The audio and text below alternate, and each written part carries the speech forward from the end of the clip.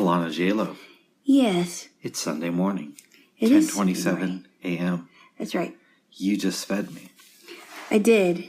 I had some leftover pasta, and I figured one of the best ways to get rid of it is if we ate the rest of it, which actually I'm going to be eating the rest of it in the bowl because there's not a lot left. But you're saving that for tonight after I leave.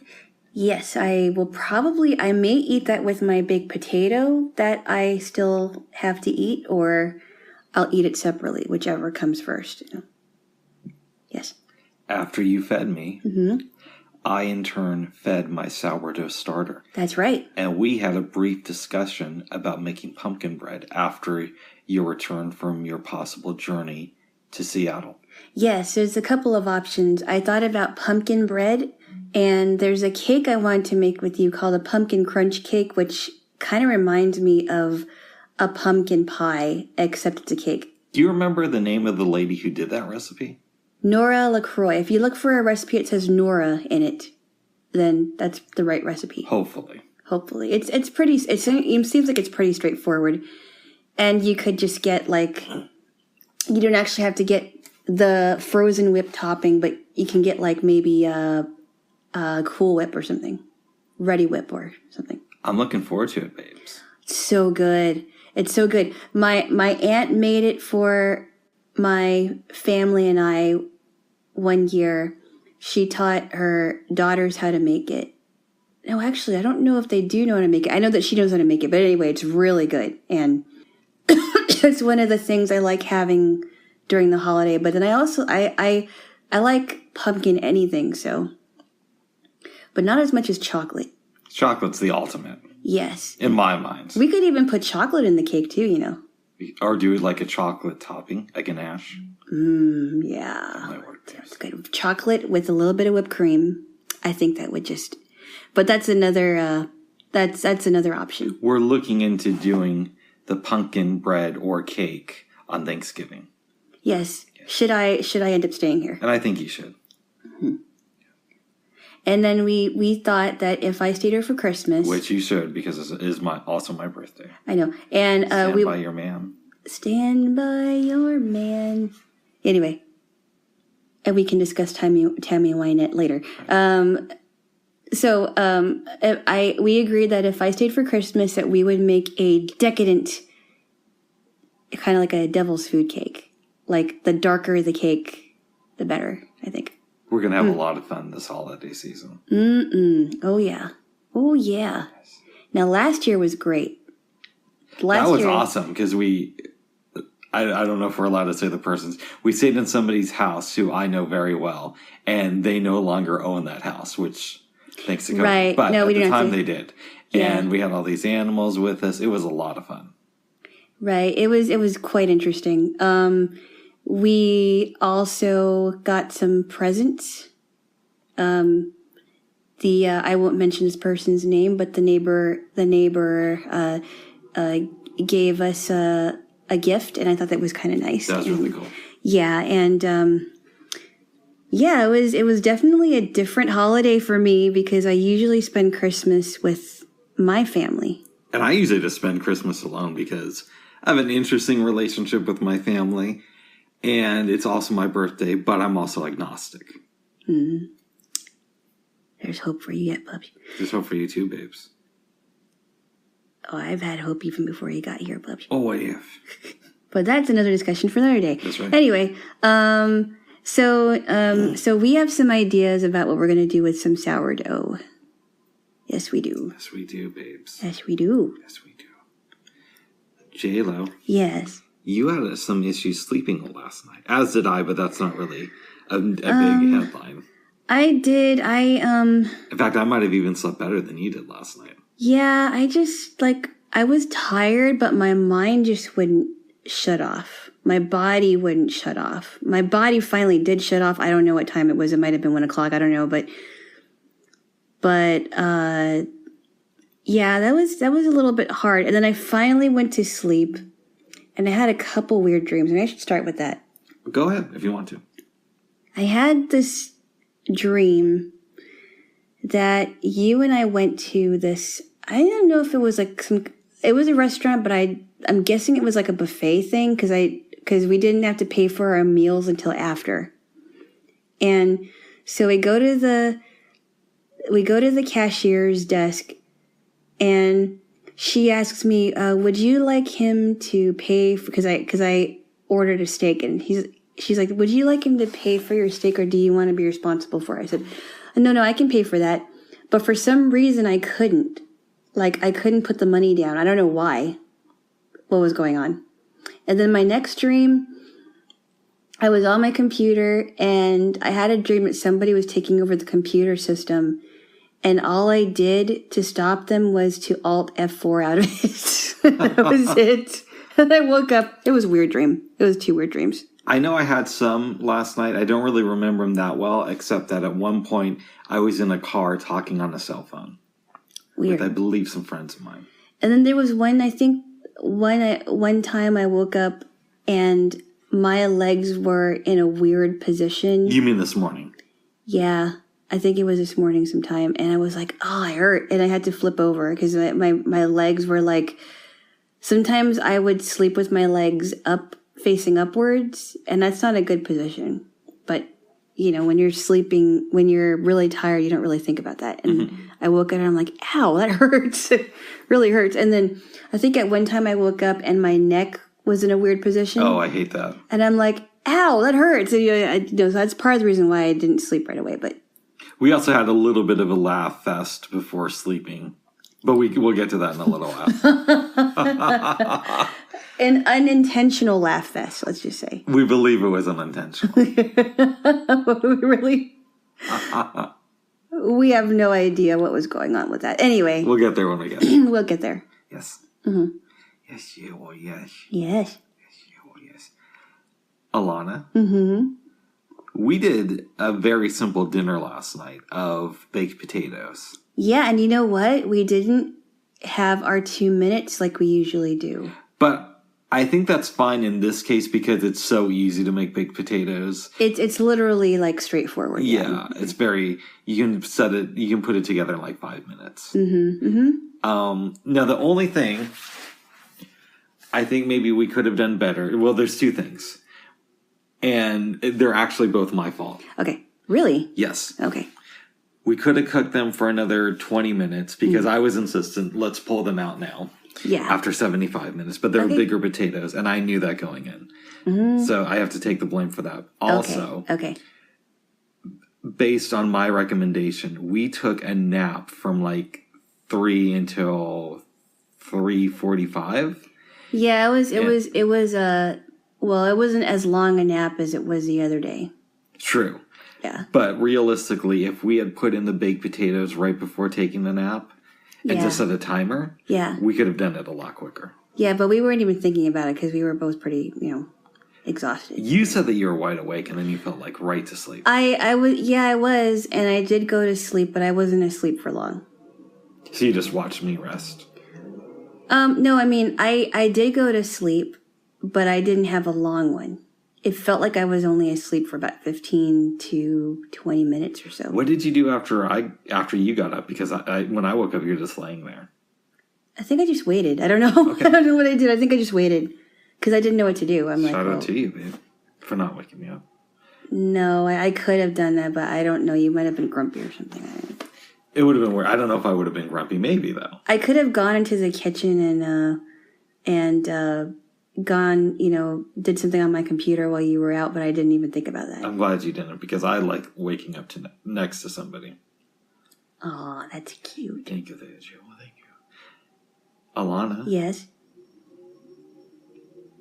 This is a portion where we talk about Deep Space Nine.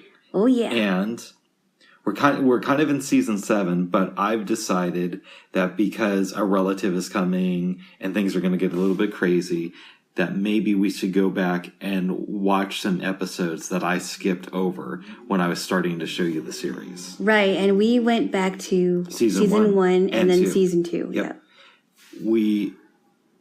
In season 1, we watched the episode where Quark becomes the Grand Nagus. That was really fun. Which I skipped originally because I don't like Ferengi episodes as much as you do, but when we were starting to watch the show, I wasn't sure how that was going to play out with you. Well, I just like them because you don't really, they always seem to be the B plot. They're great as that. Yeah, but I mean, I kind of like lighthearted episodes about Ferengi, and the Ferengi people are kind of weird, And also DS9 can get a little bit heavy. It can, and I know that, yeah, and I know that you don't like a lot of Ferengi episodes, but I thought it was kind of fun to sort of, do something lighter. Mm-hmm. Would you like to give an overview of this one? If I can remember. So, they're in Quark's bar. This is actually the first time I ever heard Morn laugh. I think it's the only time. The only time, actually, I've ever heard Morn laugh when he has this monstrous ha, ha, ha, ha, And it's just so funny because that's the only time you ever hear him make a noise. By the way, we can start in Quark's bar, but it's a little bit deep into the episode. All right. There's a scene before that, just to let you know. Well, I forgot that scene, actually. Okay. Go on. Would you like to explain I believe it starts off in Captain Sisko's quarters. Jake is putting a few things away. Oh, that's right. Do you want to take it?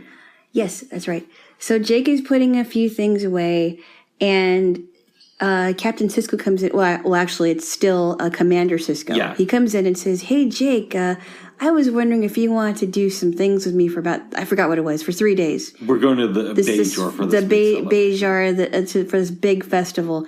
And he's like, "Actually, Dad, Nog and I have some plans. We're going to go to this thing. And look at girls. And look at whatever it is." And he's like, wait a minute. You're telling me that you're going to go with Nog to something instead of spending 3 days with your dad? It's like, yeah. That's what I'm going to do. And, Jake is at the age where he wants to kind of separate from his father and wants to... be with his best friend Nog. And so, of course, Commander Sisko is very disappointed, and he's like, how am I going to connect with Jake and all this other stuff? Meanwhile, that's the B plot, by the way. Then we go to Quark's bar. Quark tells Morn this joke, and this is the first time you hear him laugh. I thought it was really funny. And we only hear the punchline, yeah, which we as the audience don't really get, but it kind of works for the show. Your father? I thought she was your wife. It's like, see, you had to think about it for a minute. I thought it was really funny to hear him laugh, And so, so they're at Quark's bar. Actually, why don't you take over from here? And then I'll chime in. Okay. You chime in most of it, but I'll just give a little all right. bit and then take over when you please. All right. Somebody walks in. It's the son of the Grand Nagus. And he says, is Quark here? And he's like, who wants to know? It's like the Grand Nagus. Who is, if you don't know, if you're not deep into Deep Space Nine lore, he's like the guy who runs the Ferengi Empire. Yep, he's and played by the great Wallace Shawn. Oh my God, he's awesome. And the name of his son was Krax. Krax, that's right. It's a weird name. Turns around, he sees the Nagus. They go to break, come back, and we find out that Wallace Shawn wants to visit the holosuite. Quark thinks it might be a little bit intense. Krax assures him that his dad is down for whatever, just like Ice Cube. So Quark gets his 5 favorite programs, brings them over. The Grand Nagus takes them all and retreats to the holosuite. But there's more to this episode than just that. Do you want me to keep going? Or? Go on. Yes. Okay. He's in there for hours. Quark starts to speculate that the Grand Nagus might want to buy his bar. And if he does so, because he's the head of, he's running stuff, he's going to lowball Quark on the price. Grand Nagus comes out, says, oh, I had a wonderful time. Quark is like, oh, great. We want to make your stay here as comfortable as possible, so you'll be staying in my brother's suites. My brother Rom. Yep. Is there anything else I can do for you while you're here? And he's like, yes, you can have dinner with me. I do a horrible Wallace Shawn. Yes. But, what can I say? Yes. Eventually, they're dining, and it comes out that the Grand Nagus wants to have a gathering at Quark's bar. Yep. At first he compliments him, but we don't need to go into everything. And so the bar, they get to Quark's bar, and there's all these Ferengi men. Could I stop you there? Yes. Before we get to the bar, the other interesting thing that comes out of that dining experience is Nog has to leave school. Yes, that's right. Because he's being taught by a human female. That's right. And he decides to leave. Rom takes him out of school. Tells him he's not allowed to do his homework. Right. He's not allowed to do his homework. But I think I suspect that the reason why he said it was to impress Senegas. Yes. He really actually does care about Nog's schoolwork. Think of it as a mini vacation while the Negus is in town. And so this goes back to the B plot where Nog is fooling around in school and he forgets his homework on ethics. Which happened before the dinner, but I forgot to mention. It did, yeah. It was really funny, too. He forgets his homework about ethics because he claims that someone stole his homework pad at his uncle's bar. Because they didn't have ethics. And they were Vulcans. And they were Vulcans. Considered the most ethical species in the Federation. That's really funny. Anyway, and so Jake is like, Nog, what's the matter with you? What's going on? You know, and this was after he was, wait, I think I'm skipping around. Okay. I'm sorry. So he gets taken out of school by Rom to impress Senegas. They're in Quark's bar. Quark gets really upset with Rom and says, you better polish every rail in the bar. And so what does he do? And forgive me if I'm getting this incorrect. You are getting this incorrect. Okay, well, all right. That happened at another point. But let's anyway. Maybe we stick with the A plot. Let's stick with the A plot and then we'll go to the B plot. Yeah. Okay. So there's this big conference. A lot of leaders from the Ferenginar are there. And Grand Nagus says, I'm stepping down and I've decided to make my man Quark the Grand Nagus. Yep. People are very upset. They're losing their shit. They're very, very upset. They walk out. We are led to believe that the Nagus passes away. Yes. And they're selling these, like, little glass containers that have parts of his body in it. Or supposed parts of his body. They're trying to make a profit out of their parts. That's so funny. That's something I would like to steal for my funeral. But I'm not going to be there, and it's probably illegal. Don't do that. That's really weird. Humans don't do that. Okay, good. Yes. So Quark is now the Grand Nagus. He's making all these deals, thinking how easy it is. Mm-hmm. And I'm just going to speed it up for time's sake. Yes. Rom and Krax are conspiring to have Quark killed. Right. Odo thinks that that there's more to this than meets the eye, but he can't prove it. But somehow he does. And they almost push Quark out of an airlock. Yes. But Odo saves the day. We find out that the Grand Nagus faked his death because he wanted to see how Krax would react to the situation. As we discover, not very well. Yep, he tested his own son. Yep. So Grand Nagus Zek is still in full effect. Hey, that rhymes. Thank you. Zek is in full effect. Mm-hmm. Yes. Ready to wreck and put you in check. Okay. Anyways, back to the B plot. Jake sees that Nog is struggling. Mm-hmm. And we discover from Sisko that he's spending more and more time away from their quarters. And Jake is not telling Sisko what's going on. Mm-hmm. So he's furious and he's like, I want you back in time for dinner. If not, I'm breaking off this belt. No. And I'm giving you a whooping. No. My senior staff. No. As an entertainer. No, that's not what he said. Oh, he didn't say that. No, he said, if not, I want you to be home. He basically made it clear that he wanted him home in time for dinner and no excuses. And he said, I can't do that. So at this point, we don't know what's going on. Commander Sisko doesn't know what's going on, and he's trying to figure out why. And Dax comes in, sits down. Yep. He asks some advice, and she's like, well, listen, if I were you, I'd drag his ass back here. I don't care where he's at. And she didn't say that. Oh, she did? What did she say? She said that, just give it some time. I thought she suggested that he bring Jake back to the quarters. I don't think she did she? I thought so. I could be wrong, though. I think she said something like, this is a time where Jake is trying to figure out what's going on. Because, he's trying to survive Jake's adolescence. And I think she basically said something like, I think to the effect like Jake wasn't doing a bad thing or whatever it was. I can't remember what it was. It was something in that effect, but it wasn't like, oh, drag him back in here. In any event. I could be wrong. You could be wrong. Okay. In any event, Commander Sisko discovers Jake and sees that he's helping Nog learn. Yep, he's teaching Nog what was learned in school. Decides to give him a pass.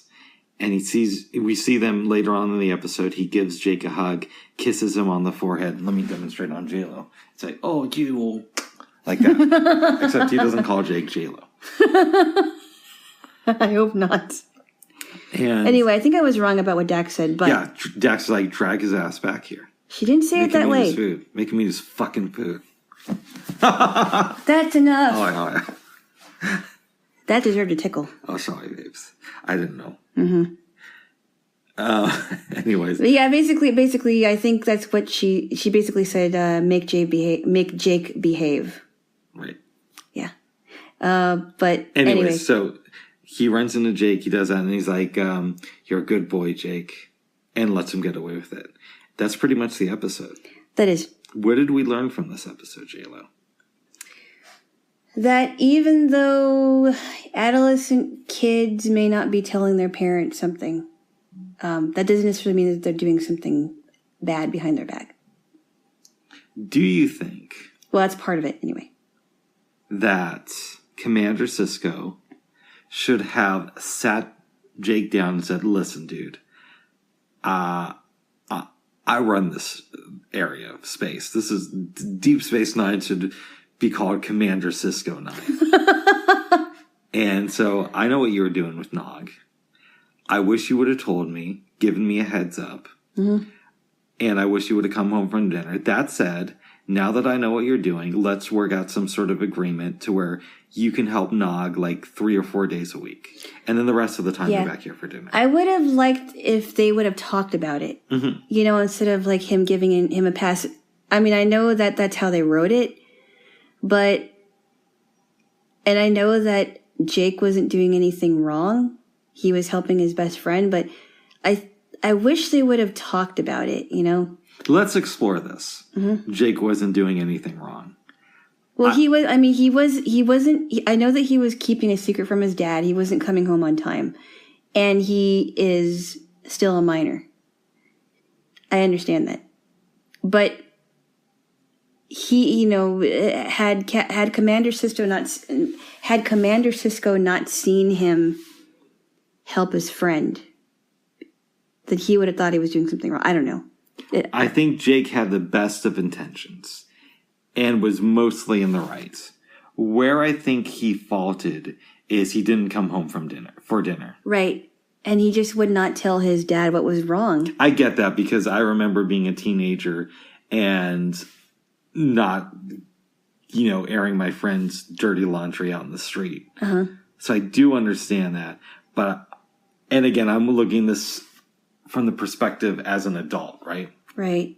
I do think you're right, though. I think that he could have arranged something with Nog. Hey, I can't meet with you today, but maybe tomorrow. Yeah, instead of like keeping it from his dad and not coming home in time for dinner and wondering why Jake is distant from him. Like, what's wrong? How come I can't figure this out? So I get what you're talking about. And when you're a teenager, you don't want to tell everything to your parents. Of course not. Especially if it's like something that you don't know how the problem can be fixed. And you don't know if they can fix the problem. what do we think about Ram in this episode? Because for years we've been led to believe that Ram is a good father and a good brother. But is he? Maybe he still is, because at the end of the episode, Quark is actually proud that he tried to have him killed and promotes him.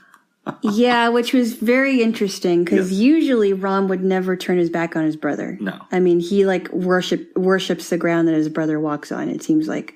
So is this his form of rebellion against the older sibling? I think so, because remember when he was crying because he thought his brother was... That's in another episode. No, that wasn't the same one. No, it's not. Was it? Nope. We'll get to that. Oh, that was the next one. I'm sorry. Anyway, next one. Sorry. Yes. I kind of skipped around. But I think in some ways it was rebellion. I do.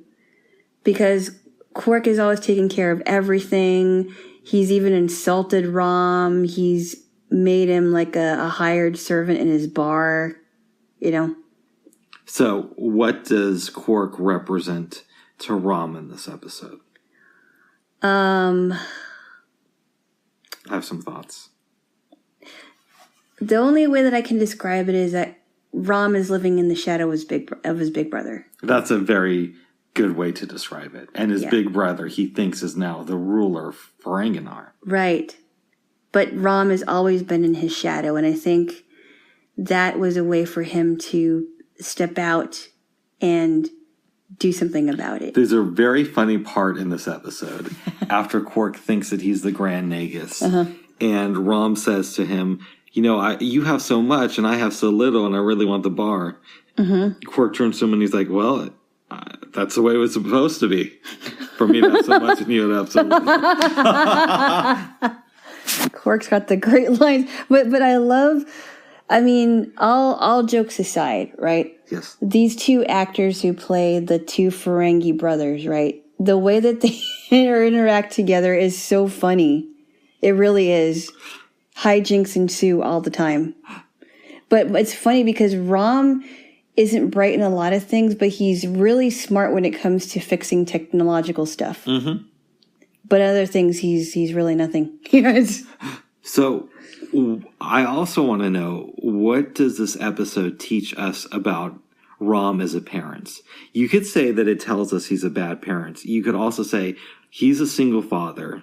We don't know what happened to Nog's mother. We're assuming that maybe she died. We're assuming that, but we don't know. We don't know. She could have left him, though. But I think he made one irresponsible move by telling Nog to not do his homework and to not go to school because he was impressing the Grand Nagus. I don't think that really makes him a bad father for that one irresponsible thing, because parents do irresponsible things too, and the most well-meaning parents do an irresponsible thing once in a while, and they have to ask their children to forgive them for it. But I don't think it makes him I don't think it makes him a bad example just because of one mistake. So if I understand you, I just want to repeat back in my own words. Yeah. It was a bad thing to do, but that doesn't mean that doesn't negate all the great things he's done as a parent. Absolutely not. Okay. Yeah. Because, parents can redeem themselves. It's just, if they keep on doing irresponsible things and they don't make it right with their children, then I would question their parenting skills. I also want to know your thoughts. Chief O'Brien is in this episode. Yes. And he's subbing for his wife in the classroom. Not doing a very good job of it either. I mean, he's trying, but... He's also didn't study to become a teacher. Right. But what does this say about who wears the pants in his family? His wife leaves to go on some expedition. And not only does he have to do his job, but he has to take over for hers as well. I don't know that she wears the pants in the family. I just think that maybe her priorities are a little bit, should I say, her priorities are kind of mixed. I don't know. Keep going. Because if I was a mother of a little child at 3 years old, the last thing I would be thinking of is leaving my husband and child and going on an expedition for a long time, however long it is, months at a time. I wouldn't do that. So you see Keiko as the parent who has kids as like background to her life. I don't know that it's background to her life. I mean, I can't say whether it is or not. Maybe she is a good mom, and we didn't see Molly in this episode either, remember? So he could have been by himself.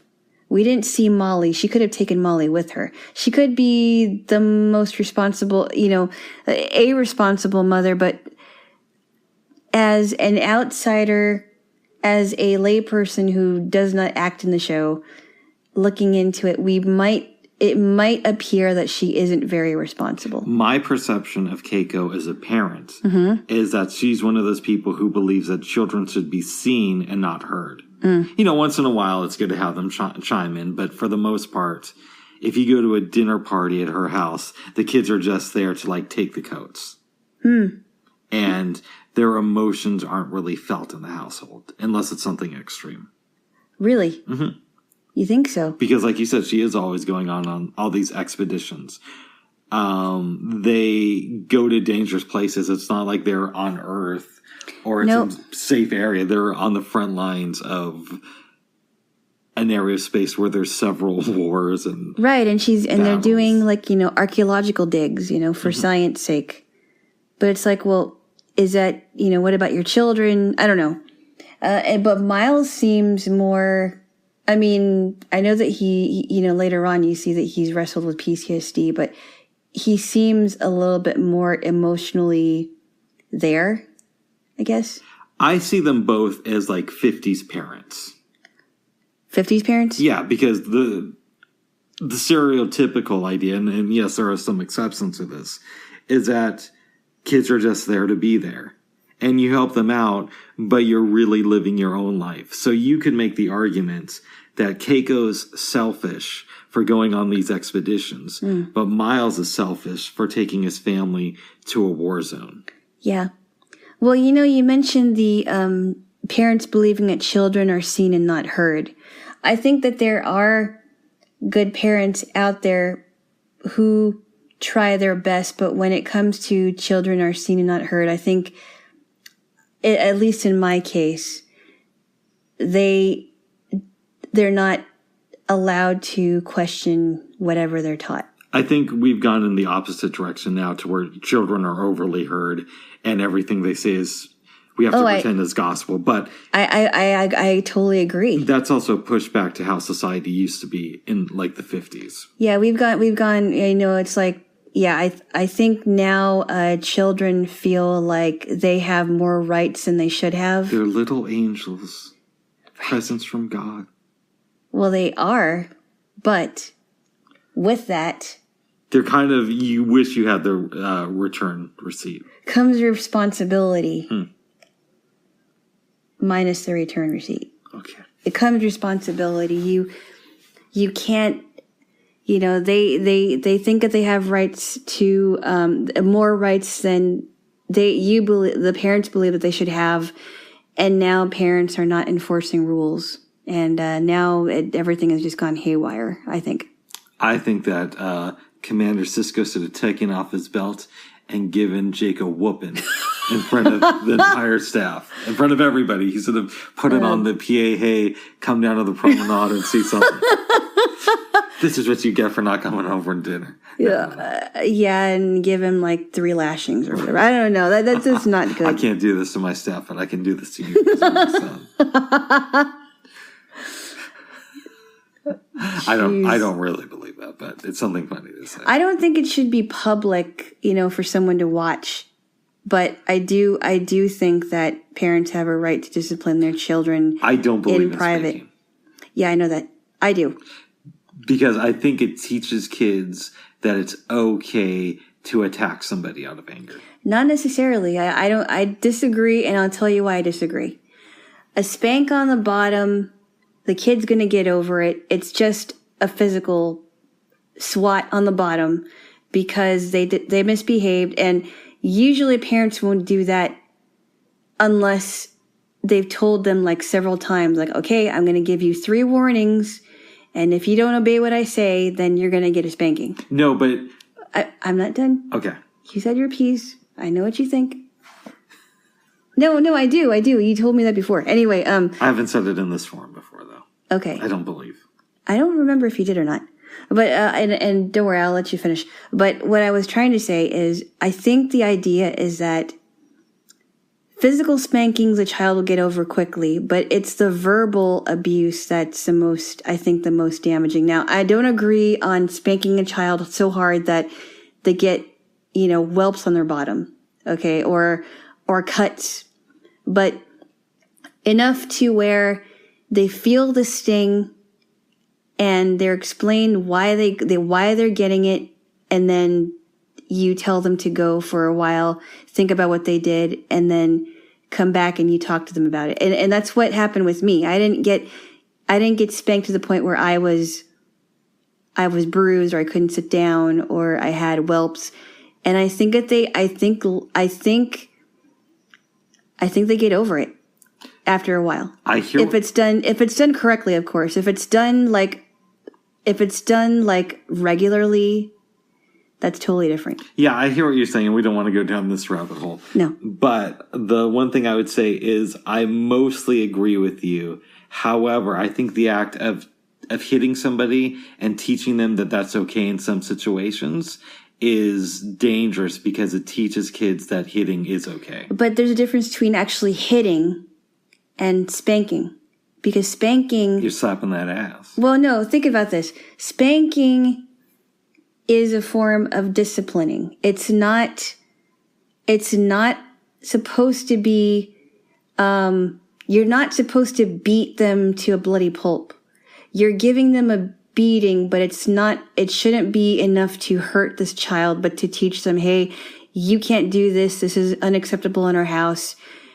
And I'm going to enforce it. It's just a way of enforcing a rule so that if they do get into trouble, they know the consequence and they won't do it again.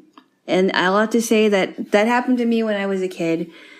And I was a better person for it. And I think if it's done correctly, I don't believe that children who have been spanked will grow up to be violent kids. I don't think that spanking alone will make them violent kids, but I don't think it helps. But that's a discussion for another time, okay? It's spoken by 2 people who don't have kids and don't like spending time around kids. I never said I didn't like spending time around kids.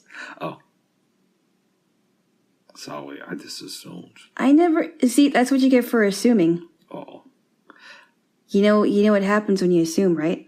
I get a kiss. Give me a kiss. Jaylo. Okay. Give me a real kiss. Oh, Jaylo. Okay, now let's move on to an episode of DS9. It's heavier than that one. From season 2. Yes. Entitled Necessary Evil.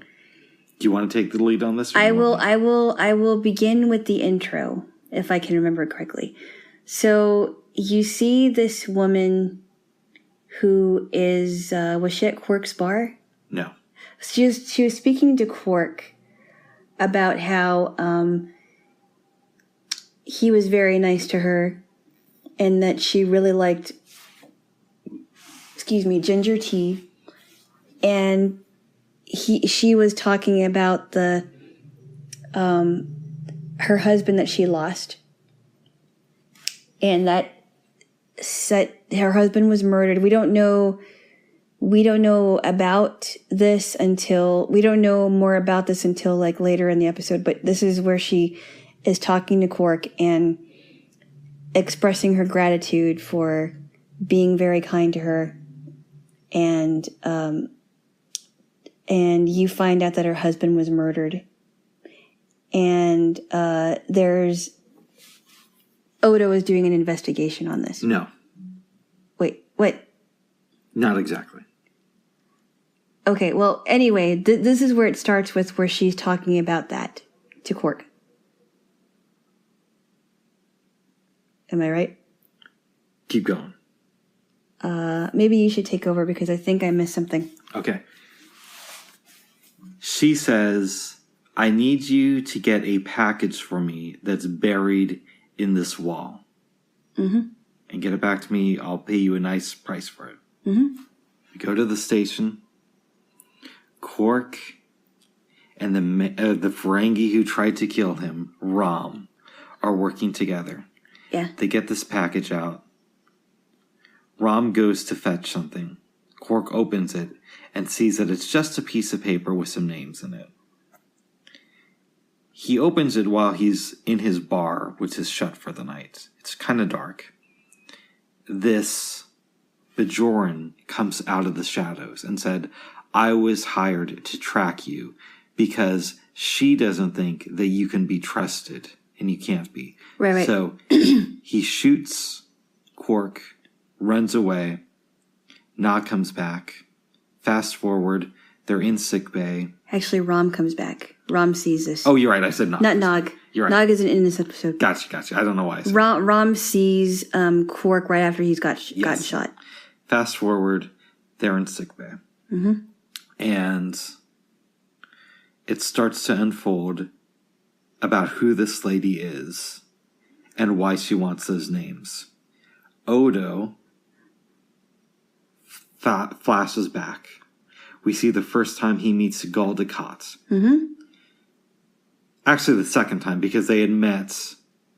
Gul Dukat had seen him perform when he was forced to take different shapes. Okay. But Dukat says, I want you to investigate the death of this Bajoran on our station, Terok Nor. Yep. Odo agrees, starts looking into people.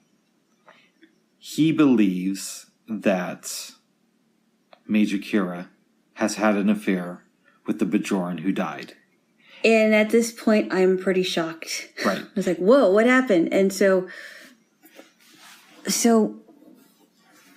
and I'll have to say that the flashback is, for most of the episode is where the flashback is happening. Is that right? Yeah, it goes back and forth, but most of it is in the flashback time. Okay. Yeah. It is in when it's Terok Nor. Right. I'm going to skip ahead a little bit just because this episode has a lot of moving parts. Yes, it does. But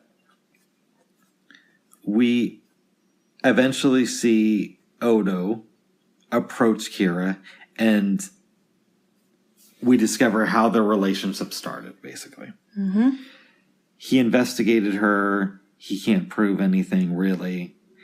He can, but he's not going to turn her over to the authorities. In the modern time, he gets a name from Rom about... It's one of the names on the list. Mm-hmm. He gives that name to Major Kira. The guy ends up dead. Yep.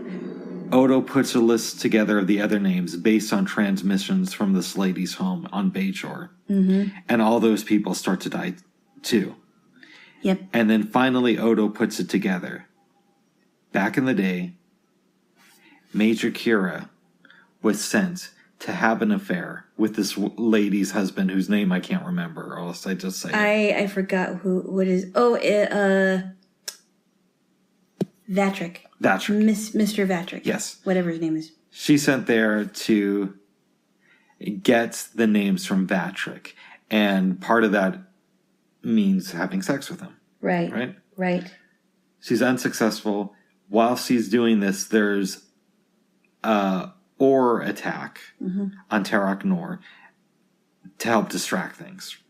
So if she's asked about it later, she can say, no, as part of this attack, I wasn't the one who killed Vatrick. And what Odo realizes is the reason she was sent there to kill Vatrick, and the reason that Gul Dukat is so interested in a murder of a Bajoran is because this guy is a traitor to the cause. Mm-hmm. He's an informant. Mm-hmm. The list of names Kira wanted is a list of names of other Bajoran traitors, collaborators. Yep. She doesn't get this list of names until we're in the modern era, and she's the second officer on Deep Space Nine. Mm. When she gets those names from Odo, because he puts it together from the transmissions, and the one name he gets from Rom, she has those people killed. This is why she's the first officer on the station. Right, exactly. The episode ends after Odo arrests the Bajoran who tried to kill Quark and gets the lady in prison. Right. Him and Nerys are walking. They go to his office. He tells her he knows what's up. She explains her part in it. And she asks, can you ever look at me the same way again? Or can you ever trust me? Yes, and they just... It's a staring contest. They just stare at each other. And the episode ends. The episode ends. And it leaves a person wondering what's going to happen next. I don't know why I didn't show you this one. I think I just forgot to. That's okay. When we were first watching it. It's better late than never, 2. right? Yeah. I think this is a great episode, though. It is. It's as heavy as it is, it's still a good episode, yes. What did you think of Odo and Major Kira after viewing this? Well, so I haven't lost respect for Major Kira at all. We had this conversation about going back and forward about this, going back and forth about how Major Kira was in the Resistance and the war. She put together this list, or I'm sorry, she got the list after the war was over, correct? She didn't even get the list. Odo put together the list. Okay, so he put together the list after and she got it from him. Yeah. And then had these people killed. Okay. So we've gone back and forth because the Bajoran collaborators were not did not have the best interest of Bajor. They were the rest of the Bajorans' enemies. And, I thought about that, like, after the war was over, were these collaborators trying to survive themselves after the war, or would they have done even more damage to the Bajorans had they stayed alive? Because they were collaborating with the enemy of Bajor. So I think she did what she had to do.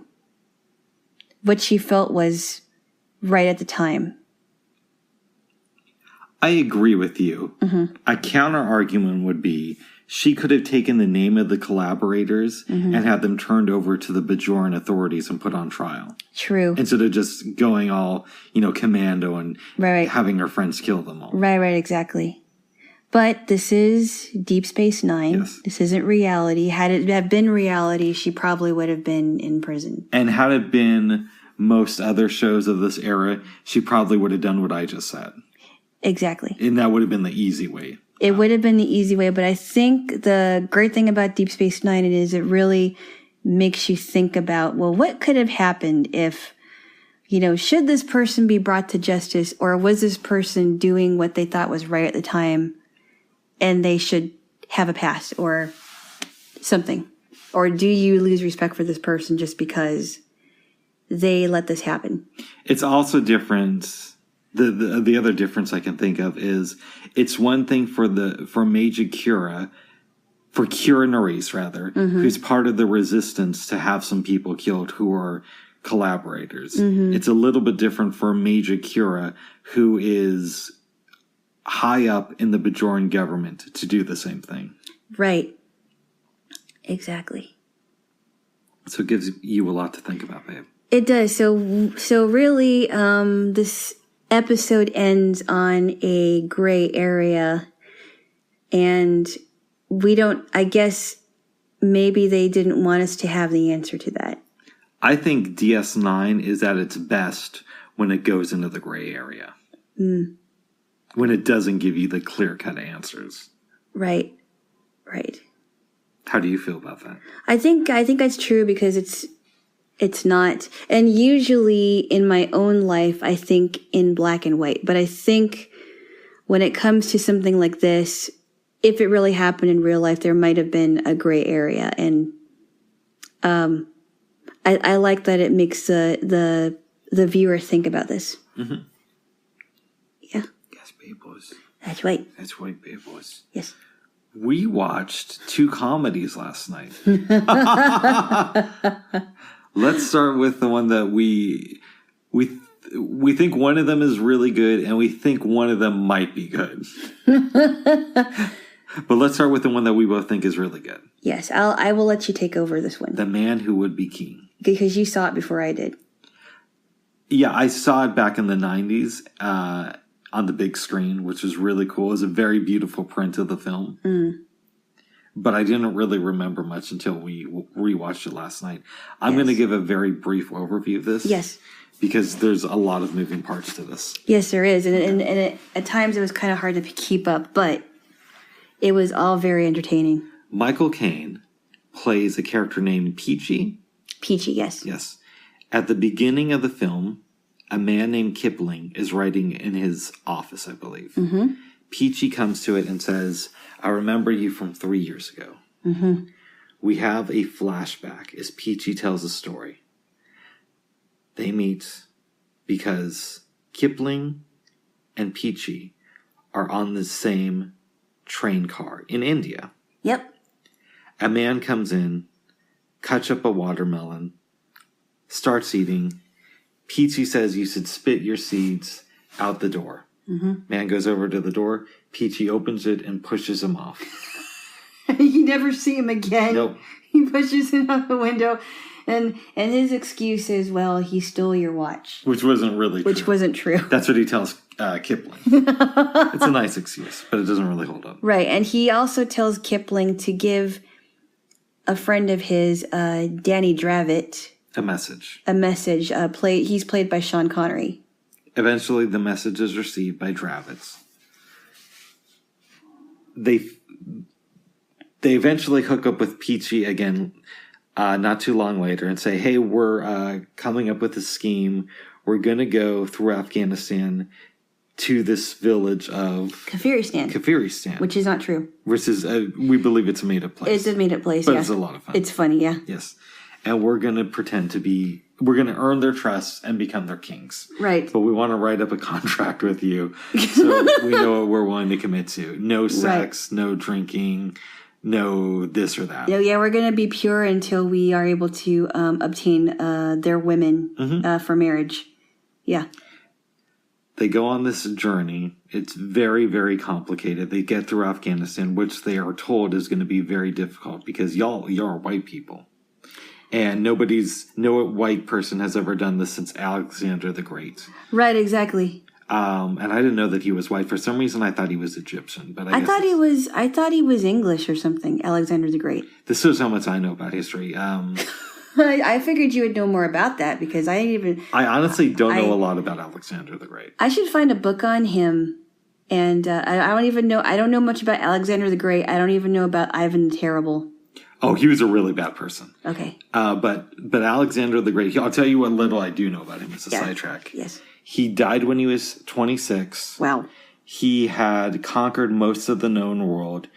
And upon his death, he split his empire up, I believe, 4 ways to like 4 of his closest friends. Mm. And that's where my knowledge of him kind of goes off the rails. Okay. Well, then maybe, because I was thinking about, and I know we're sidetracking here, but I was thinking about reading some like history books from Bard or Bookshare. Yeah. Because, history is such a vast subject, and there's some things I want to get into. But anyway, we digress. So, they make it through Afghanistan, and they're in these mountains. It's snowing. It looks like they can't get across because there's this huge cliff. And then snow makes an avalanche. Well, what happens is Peachy and James Bond, what's his name?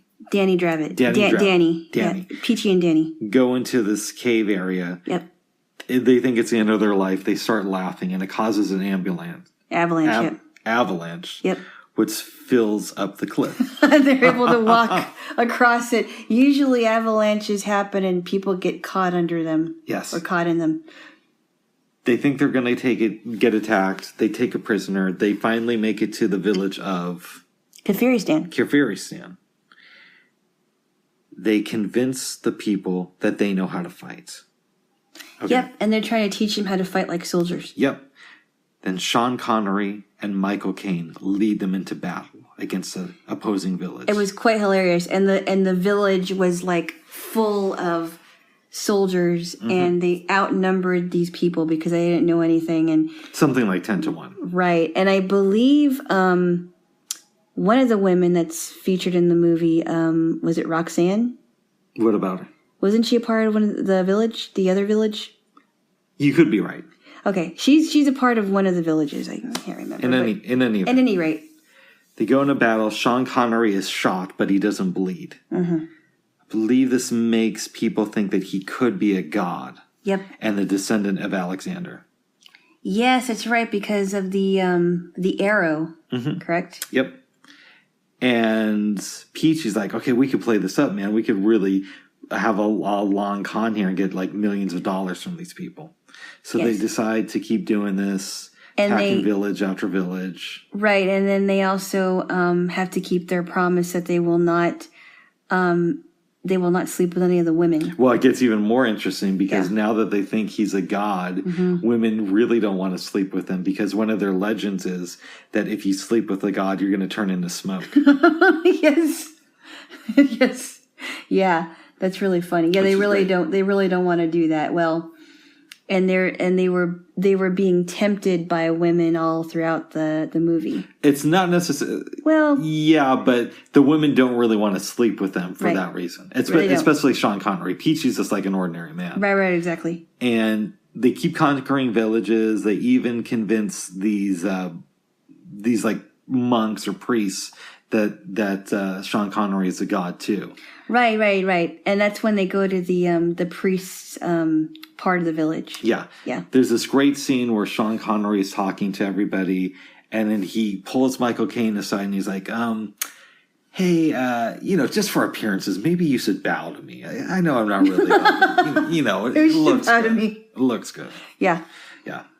Eventually, Sean Connery, Danny, gets a little bit full of himself. He does. Which is kind of surprising. You wouldn't think that somebody who everybody's telling him that he's a god would get full of himself, but somehow he does. It's not surprising to me. Okay. Yeah, I figured he would. Being sarcastic. So he gets full of himself, and he realizes, hey, I'm a god. I can get whatever I want to. Yes. And Michael Caine keeps trying to tell him, listen, bro, we need to end this soon and go. We got to go now. Yeah. We got to get out of here. And Sean Connery's like, bro, I got this. I'm going to marry Roxanne. He demands that they get her. Yes. He demands that they get her now. They do. Right before that happens, he has this great scene with Michael Caine, and Peachy basically says, I'm going to leave today. You should come with me. Sean Connery says, stay for my wedding. It's today. Yeah, and meanwhile, their interpreter, he knows. He already figured it out. But he's kind of laying back and not saying anything to the others. I like that scene where Peachy gets upset, right? And he's like, are you upset that he is a god, or are you upset that he's pretending to be one? I don't remember. I forgot it was a good line, but anyway. Okay. And he already knew, and we figured out that it's confirmed that he knows what's going on. Well, he knows what's going on from the beginning. Right, exactly. Because of the arrow thing. And he's there when Sean Connery explains, it's simple science. It was a freak of action. It was like an accident. You sound like him. Thank you. Okay.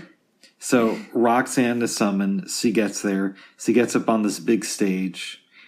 And they're kissing. She bites Danny. Oh, I didn't realize they were kissing. I knew that she bit him. I think they were kissing. And she bit Danny, and he starts bleeding, which makes them realize that he's not a god. And they start to lose their shit. And Sean Connery, along with Michael Caine, start running. They are unsuccessful. They get Danny to walk onto this bridge. Yep. Wow. And so they get Danny to walk on the bridge. While he's there, he starts singing as they're cutting the ropes to it. Right. He eventually falls to his death. Yep. We don't see this part on camera, but it goes back to Michael Caine telling the story to Kipling. And he says that he was basically crucified and left to hang on a tree for like a day. And when he survived, they thought it was a miracle and they let him go. Yep. Then Michael Caine, Peachy, who is disheveled, walks away. And that's basically the end of the movie. Yep. What did you think, Jaylo? I liked it. I liked it. If you think about it, it is kind of heavy. Mm-hmm. It's funny, but if you think about it, towards the end where all of the lying that Sean Connery did to pretend like he was a god, right? All that lying led to his death because he deceived a village. And Peachy really wanted to get out of it because he just was tired of lying. But Peachy wasn't exactly a great guy either. No, they were both phony balonies, but Peachy had a little bit of a sense of morality, and Sean Connery had none. No, yeah, you're right. But Peachy wasn't the best guy either. Yeah. But I think it just shows that you have a scheme running long enough, someone's going to figure it out. And it may be your demise. I would agree with that, babe. But this movie was not without funny parts, and I really enjoyed it. Would you recommend this film to people? Yes, I would. I would too. It's funny, but it also makes you think. It does. Yeah, and I love movies like that. I love movies that are thought-provoking, but also very witty and entertaining, I thought. This film certainly does that. Yes. I think this is one of the movies I know Sean Connery from best. I know I've seen like one or two of the James Bond movies. Yeah. This and also The Rock. He was also in Finding Forrester. That's right. That was a great movie too. Yes, I remember that one. That's a really good movie. Finding Forrester when he mentors his kid. Yeah. Yep. The book is not so good, Finding Forrester, but the movie's really? It's not bad, but it's a lot like the movie. There's not enough to differentiate it. I think it was a tie-in with the movie. So they made the film and they hired some writer to do a book version of it. Really? It's not bad. Oh, so they made the film before the book? Yes. Oh, that's interesting because usually they make the book before the film. Mm-hmm. Well, that's interesting. I'm glad to know that the movie's better than the book, though. Yes. But I enjoyed this film. I think it was very good. Mm-hmm. And we both recommend it. Yeah, it's great. It's Sean Connery and Michael Caine at their best. Yes. There's another movie that I want to show you with Michael Caine in it that I was thinking about, and it's called Surrender with Michael Caine and Sally Field, and I think Jennifer Tilly's in it too. That might be fun. I believe it's a comedy. I believe it's a romantic comedy. It's been so long since I've seen it. What I've always wanted to watch with Michael Caine, because my mom told me it was good, was this movie called The Ipcrest Files. And I don't really know what it's about, but I've been trying to find it. What is it called? The Ipcrest Files. Ipcrest? Yeah, it came out in like the 60s. It's supposed to be a good comedy. Oh, okay. Mm-hmm. Interesting. But I like Michael Caine. Yeah, he's good. Yes. So that was an awesome movie. That was. Now we get to the other one. Which, if it's a comedy, it is very good. It's good. Maybe not very good. If it's a drama, it's a complete failure. It's bad as a drama. Okay. Very bad. So when I proposed that we do a John Huston weekend, I was assuming that for some reason I just thought, well, we'd watch only great films. Mm-hmm. And I think 3 out of 4 ain't bad. Well, I was thinking that we could watch another film with King in it, like The King and I, but you said no, let's go watch Fat City. I'm like, okay. Yeah, well, I was thinking let's keep this a Houston weekend. All right. And really do it up. And for a second over dinner, I was like, well, what if we stayed in the Houston family and we watched Buffalo 66 instead of Fat City? Because I'd seen Buffalo 66. Yeah. Before. But then I thought, no, you know what? I'm going to give Fat City a chance. I mean, what, why not? I have never seen it. And I was in no position to protest, nor did I really want to. It was just an alternative. Yeah. Because I can watch Buffalo 66 anytime. Right, exactly. So we watched Fat City last night. Let me start. Can I start from the beginning? Yes, you give the explanation. You can make it as long, or you could just skip over. I'll make a brief explanation because we have to get to the parts that were kind of weird. Yes. So it starts off with this guy who's working out in a gym. I believe it was a young Jeff Bridges. Ernie, his name was Ernie Mugger. Stacy Keach, who plays Billy Tully, walks in, who was an ex-boxer. He used to be big into boxing. And Ernie Mugger doesn't really want to get into boxing, but he's like, you know what? Why don't you go to this place? I guess it was another gym, and talk to my former coach, because I used to be under him, and I think he'd really want to meet him. I think you should talk to him about this, because I know you're not into boxing and but I really think that you would benefit by talking to him. And so, would you like to continue? Okay. And we're going to make this a fast explanation, because this is not Shakespeare, guys. No, it's not. Okay. Jeff Bridges goes to the other gym and meets Nick Palisanto, who was on my favorite sitcom, Cheers. Yes. Playing coach. So it's easy to remember who he is in this movie. Right. He was very good as a coach in this one, too. Yes. Coach sees him fight and says, you have some potential. I'm going to take you on. While this is going on, our other guy, Billy, goes to a bar. And he sits down. This couple sits down to the right of him. Yeah. A guy named Earl and a crazy girl named Alma. Yes, and Earl is, shall I say, a mild-mannered man. Yeah. He doesn't really say a lot. He kind of lets his girlfriend drone on and on and on. She claims that he loves this man, that she loves this man, and that he would never do anything to hurt her, blah, blah, blah, blah, blah, This is, if anybody listening to this knows my dad, Alma is a type of girl that my dad would fall in love with. Why? We'll never know. Right. We'll never know. We'll never know. So they're at the bar for like a minute, and finally Billy gets up and leaves. But this comes back into play later on. Mm-hmm. He gets on this bus with these migrant workers to pick the fields. To farm, yep. Yep, to make a little bit of extra money. Yep. Meanwhile, and I know I'm skipping ahead, Jeff Bridges is fighting. He doesn't do well in his first fight. He loses. Everybody loses. And coach is like, okay, it's okay. You guys were all screwed out of these victories. Do you want to take over, babe? Or do you just want me to? Yeah, I'm going to do that. So Ernie is thinking about what he's going to do, because he didn't do very well. Yeah, and he also has a girlfriend. He has a girlfriend. Her name is Faye. She finds out that it's possible that she could be pregnant, but she wanted to marry Ernie, but she wasn't sure if Ernie wanted to marry her.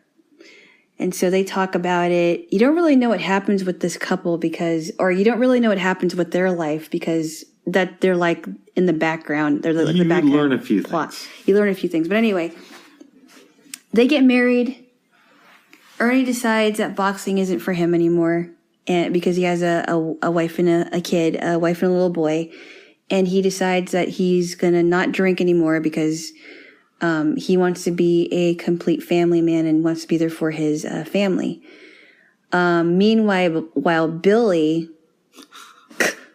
this guy has a messed up life. Seriously, Billy's wife leaves him. We don't know who she is. Well, you're not wrong about this. Yeah. The only thing I would say, she left him before the start of the movie. Yeah. Yeah, and we only know about her because he mentions her once or twice and shows like a picture of her at one point. He shows a picture of her at one point to Ernie because he gets in he works with Ernie in the farm while they're doing farming. Yes.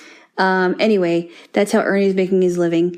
Meanwhile, Billy's life is messed up. He goes to the bar, sees Alma again. Earl's not there anymore. Earl left her. To go to prison. Shame. You kind of find out a little bit, I won't get into any of this, but you kind of find out a little bit about her baggage and about how whatever men she's gotten with. But then you kind of listen to her and you figure maybe it's not the men, maybe it's her that's crazy. Anyway, Billy, for whatever reason, decides that he wants to be nice to her and get her a drink. He gets her a drink. I think by now she's pretty drunk. Yes. And they get into this argument, and she's telling him to hit her. And he's like, I've never hit a woman in my life. I'm not going to hit a woman in my life. So what he does is he goes to the jukebox. Slams his head into the jukebox. And the song changes. She's like, why did you do that? Now, this is going on where we're laughing hysterically because this is like one of the weirdest scenes ever. They go out of the bar. She's clearly drunk. She starts to cry. He's like, hey, what's wrong? And she's like, I love you so much.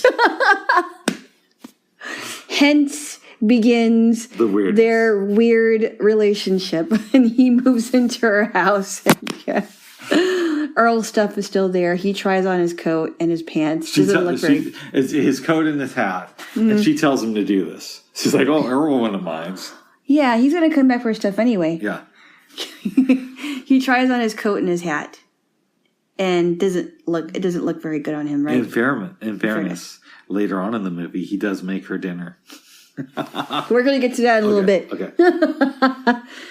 And, things aren't going too well in Billy's life. No. He decides to get back into boxing, right? Yes. He decides to get back into boxing and decides to be under his coach's wing again. Shows Ernie the picture. I know I went over that. Shows Ernie the picture, and we're guessing this is his ex-wife.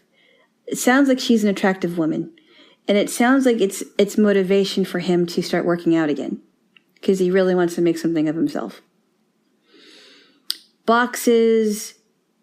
Did he only see him in a couple matches, right? I think you only see him in one match, and that's after him and Alma broke up. But the movie's so crazy, it doesn't really matter.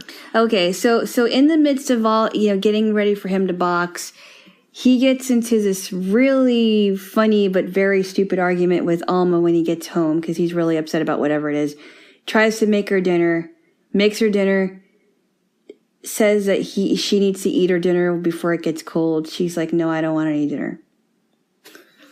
Then she starts to eat her dinner, and he tries to rip the plate from her. Yeah. And then he's like, I'm going out for a walk. Well, Alma wants to join him, and he just slams the door, and she puts on more clothes as he's slamming the door. And he tells his coach, you know what? I want to leave her. I really want to. It's like, try sharing a bed with this woman, but then every time she opens her mouth, it just drives me crazy. And he's like, well then, Billy, if you want to leave her now. Just leave her. Yes. So, if I may take over. Go ahead. After his first fight, the coach is driving him back. They're talking about expenses and how much Billy can expect to get paid. He gets $100 and says, this isn't enough. I need more money. He gets out of the coach's car in the middle of traffic, and the coach is like, Billy, come back here.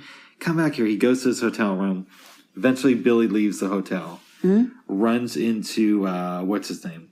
Ernie. Yes. And says, let me take you out for some coffee. Yep. They go out. They look at this guy serving him coffee. And he's like, that guy's never lived a life. Can you imagine living a life like that? Yeah. Yeah. The sound goes down for a minute. I don't know what John Huston was thinking with that. Yeah. And then the movie just kind of ends. Yes. Oh, no, you forgot something. Oh, I did? Okay. Remember when Billy is officially going to break up with Alma? He goes back to his... Oh, yeah, you're right. You tell that part of it. Okay, so this is an important part. Yes. So he's about ready to break up with Alma, gets his stuff back. He goes to Alma's house, sees this other guy in his place, and he's like, oh, okay, well, this is interesting. He's like, oh,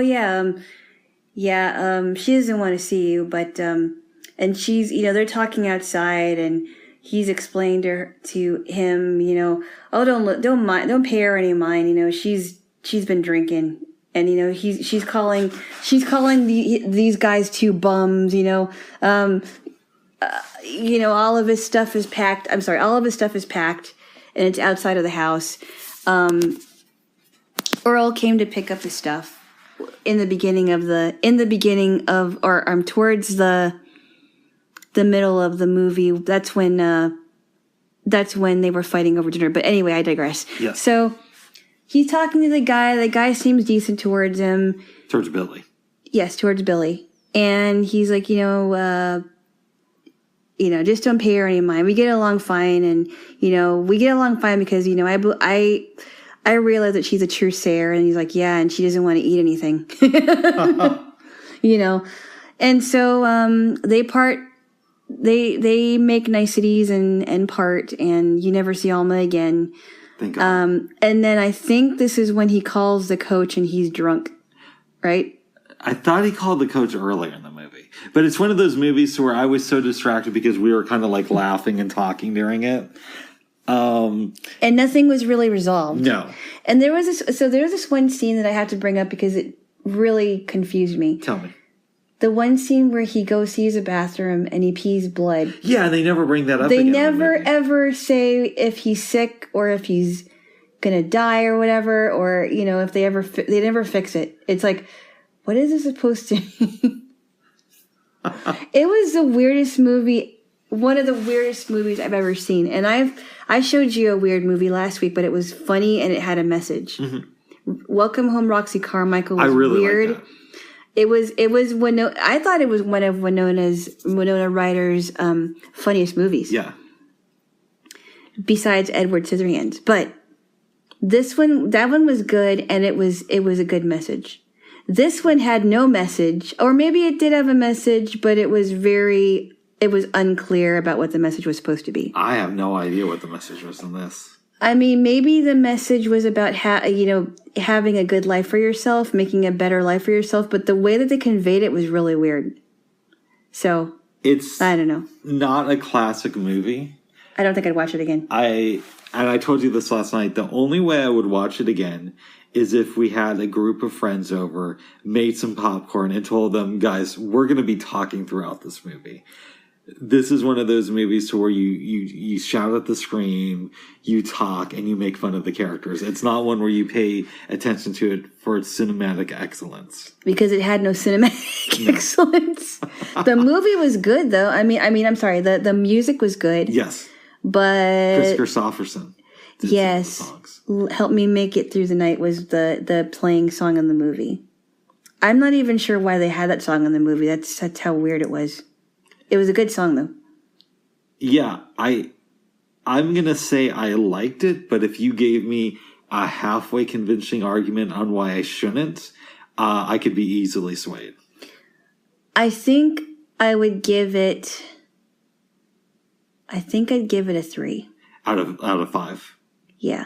That sounds about right to me. And it's not a strong 3. It's not a strong 3. It's not like it's 3.5 almost 4. It's like you get a 3. Like if it was like from 1 to 10, let's say. Yeah. 3 would be it.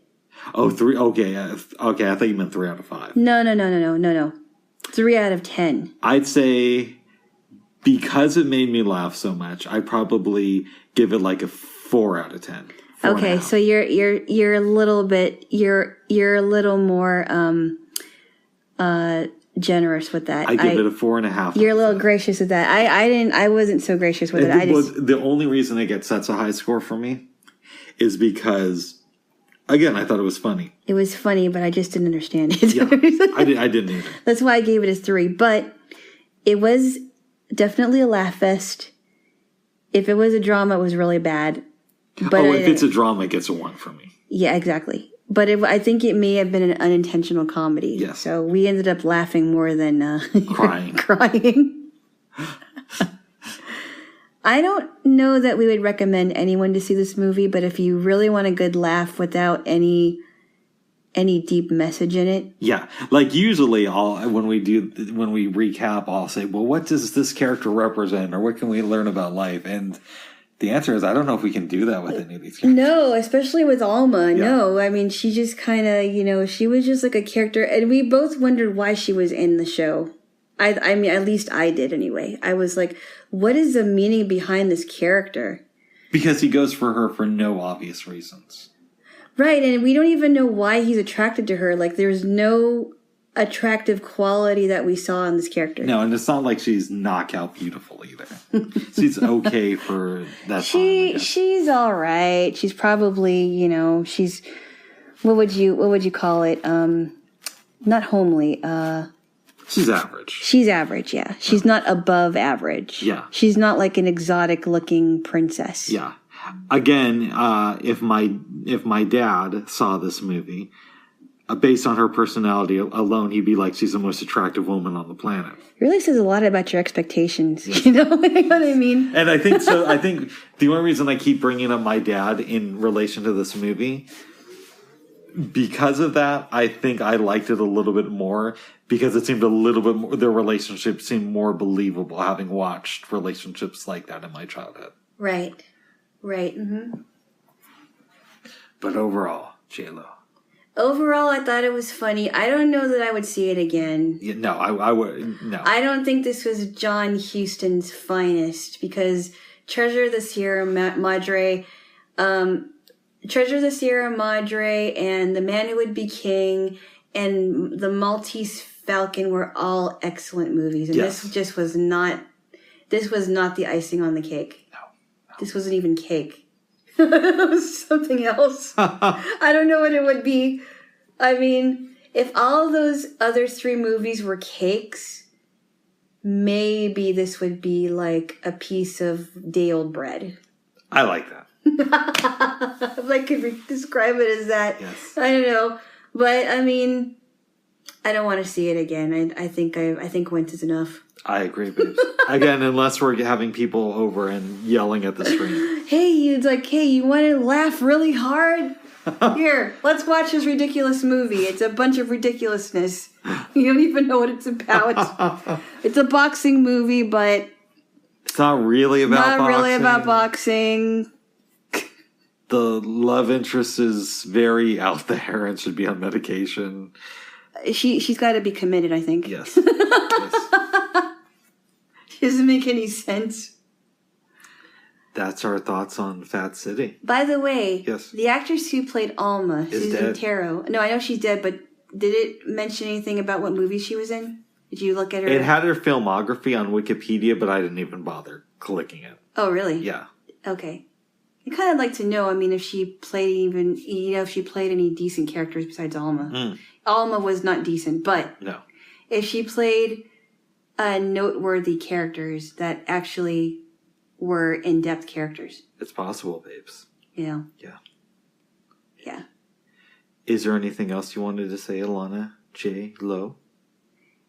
No, I think we really lucked out, except for the last movie of the movies we saw in the last couple days. Yeah.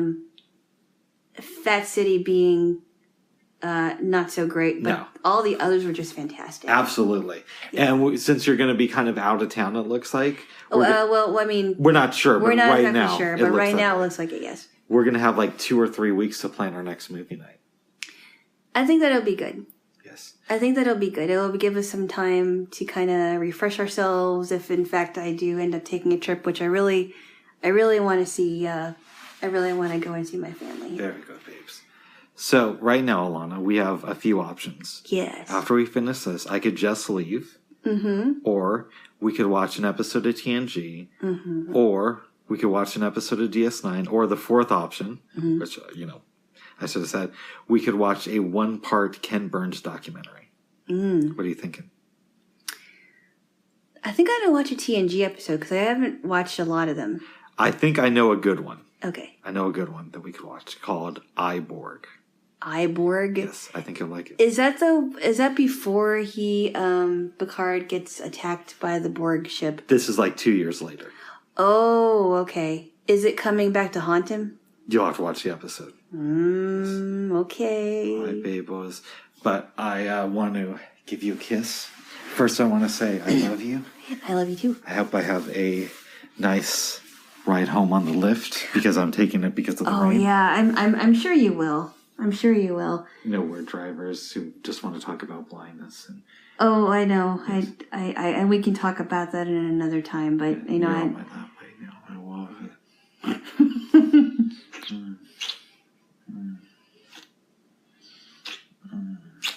All right, folks. All right. Until next time. Until next time. Happy Sunday. Happy Sunday. Stay warm. Stay warm. Bye-bye. Bye-bye. All right. Oh. Bye-bye.